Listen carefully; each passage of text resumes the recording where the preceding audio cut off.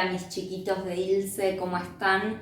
Estamos en una nueva clase de lengua. En esta oportunidad vamos a trabajar con la producción de textos. En el examen oficial de lengua es muy importante la redacción y tienen un criterio de corrección que es muy alto. Por lo tanto, vamos a trabajar durante todo el periodo que involucre al primer examen de lengua en mejorar nuestras producciones escritas, ¿sí? Lo que debemos tener en cuenta es que un texto debe tener o debe cumplir con dos características. Debe ser coherente y debe ser cohesivo. ¿Qué significa que sea coherente? Significa que ese texto tiene que tener un sentido global. ¿Y cómo se adquiere el sentido en un texto? Primero, teniendo en cuenta cómo organizamos la información dentro de ese texto. Y segundo, a través de la unidad temática. ¿Qué quiero decir con esto? Que yo voy a hablar acerca de un tema. Voy a tener en cuenta primero qué tipo de texto quiero generar. ¿Se acuerdan que la clase pasada vimos tipos textuales? Bueno, primero ustedes van a tener que evaluar. ¿Yo qué quiero escribir? ¿O qué me están pidiendo en la consigna que escriba? ¿Una narración? ¿Una descripción? ¿Una explicación? ¿O un diálogo? Esto es primordial. Siempre tenemos que saber qué es lo que queremos hacer. Una vez que identificamos qué es lo que la consigna nos pide, qué tipo de texto tenemos que escribir, suponiendo que se trate, por ejemplo, un texto explicativo, que es el que venimos viendo, tenemos que tener bien identificado cuál es el tema sobre el cual vamos a hablar, y ese tema se tiene que ir desarrollando a lo largo de todo el texto. Ese texto debe estar compuesto por diferentes partes, y ahí es donde entramos en la cohesión. Un texto es cohesivo cuando las oraciones están bien estructuradas y las partes que componen el texto están correctamente unidas entre sí.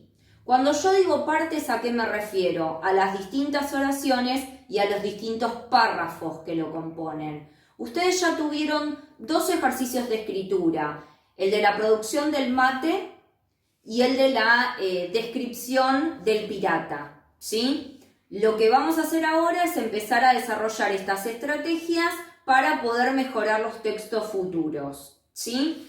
Bien, para que el texto sea cohesivo o que las oraciones o partes estén bien estructuradas y unidas, hay que revisar 4 cosas. Primero, el uso de los signos de puntuación.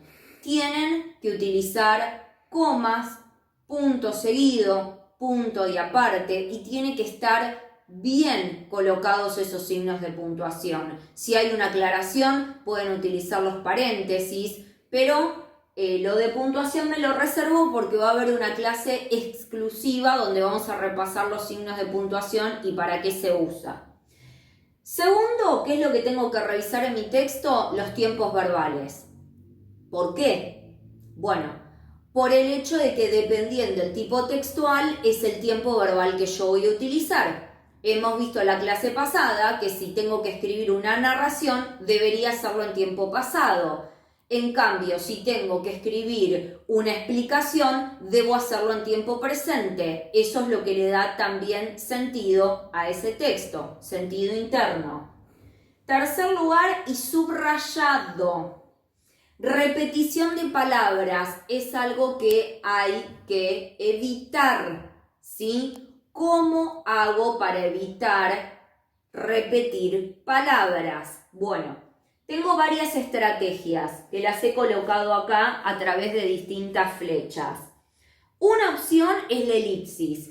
Elipsis significa que la palabra que no quiero repetir directamente la elimino. Por ejemplo, si estoy hablando sobre el dengue, ¿sí? Y ya vengo en las oraciones anteriores hablando sobre dengue, si se sobreentiende, en la oración que continúa no tengo que volver a repetir la palabra dengue. Si el lector la puede reponer, entonces podemos elidirla o suprimirla.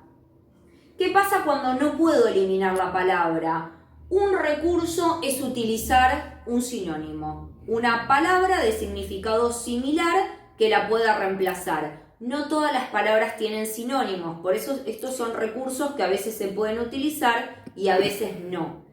Y en tercer lugar, los pronombres. ¿Cuáles son los pronombres? Por ejemplo, los pronombres personales o los pronombres demostrativos. Si estoy hablando de un personaje en un cuento y no quiero volver a repetir su nombre, puedo decir él, puedo decir ella, puedo decir ellos. Si quiero evitar repetir el nombre de un lugar, puedo utilizar el pronombre allí.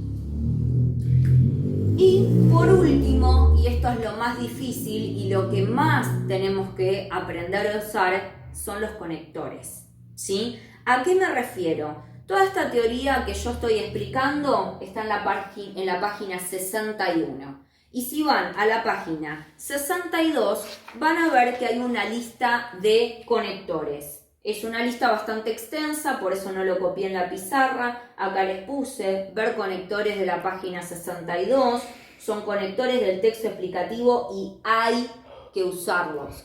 Quiero ver en esa producción o resumen que tienen de tarea esta semana que aparezcan los conectores, que se animen a usarlos. Si están mal usados, bueno, yo se los voy a corregir y los voy a guiar para que aprendan a usarlos, pero tienen que animarse a usar los conectores y para eso tenemos que saber cuáles son, ¿sí? En la página 62, conectores del texto explicativo, tenemos conectores de orden. Si yo estoy explicando algo, puedo decir en primer lugar, en segundo lugar. Conectores de continuación, además, asimismo, también. Conectores de partes, por un lado, tal cosa, por otro lado.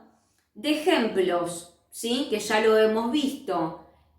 Por ejemplo, en particular. Conectores de conclusión, en fin, finalmente. Ese me interesa que lo utilicen muchísimo. Cuando están finalizando un texto, que el último párrafo empiece con el conector en conclusión, finalmente, le da otra estructura, ¿sí? Entonces, todo esto tenemos que empezar a evaluarlo y aplicarlo en nuestras futuras producciones. Ahora vamos a ver qué otras cosas podemos hacer o qué otras cosas nos pueden llegar a pedir en el examen oficial.